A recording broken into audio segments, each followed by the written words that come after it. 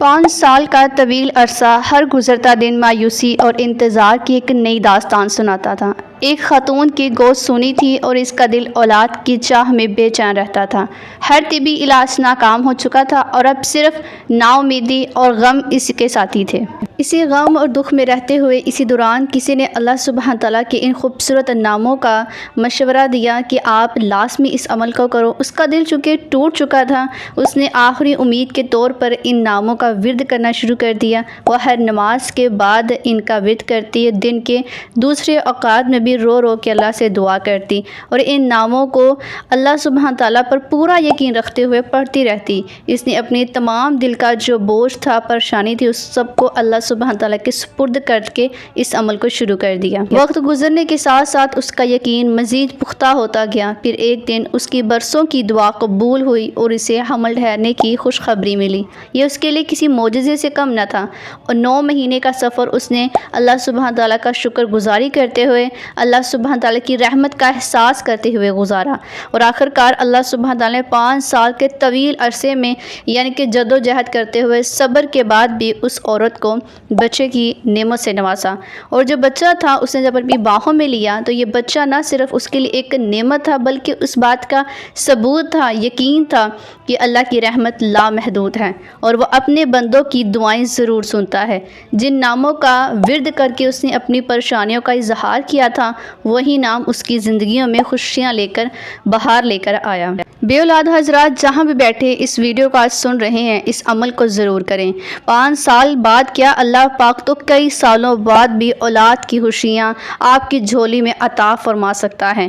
जैसे हज़रत इब्राहीम अलैहिस्सलाम, हज़रत ज़करिया अलैहिस्सलाम अपने बंदों की यकीन के साथ मांगी गई दुआ को रद्द नहीं करता, ज़रूर कबूल करता है, लेकिन कुछ वक्त मुकर्रर होता है बेहतरीन तरीके से नवाजने के लिए।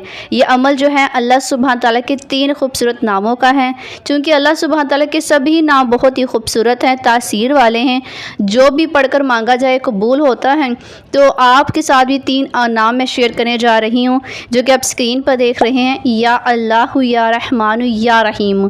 ये वजीफ़ा आप किसी भी वक्त कर सकते हैं, लेकिन आप अपने किसी भी जायज़ मकसद को लेकर, बड़े से बड़ा मकसद जो आपको लगता है कि आपका पूरा नहीं हुआ, आपकी हाजत पूरी नहीं हुई, कोई भी जायज़ मकसद हो, बड़े से बड़ा हो, कई सालों से पूरा ना हुआ हो, तो आप ये अमल करते हुए अपनी उस मुराद को पूरा करवा सकते हैं। वजीफ़ा बताने से पहले उन बहन भाइयों के लिए दिल से दुआ है जो परेशान हाल है। अल्लाह पाक आप सब की मुश्किलों को आसान फरमाए, आपकी मुरादों को पूरा करें और आपकी ज़िंदगी में खुशियाँ सुकून से भर दें।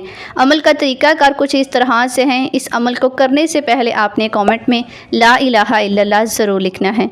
आपने जुमातुल मुबारक का ख़ास दिन जो कि बहुत ज़्यादा बरकत वाला है, इस दिन आपने नमाज असर के बाद ये अमल करना है। नमाज असर कायम करने के बाद उसी जगह बैठकर खलवत में खुशू खुजू के साथ आपने अल्लाह पाक के ये खूबसूरत से नाम या अल्लाह, या रहमान, या रहीम, या अल्लाह, या रहमान, या रहीम कसरत के साथ आपने पढ़ते रहना है जब तक सूरज गुरूब ना हो जाए, जब तक मगरिब का वक्त ना हो जाए।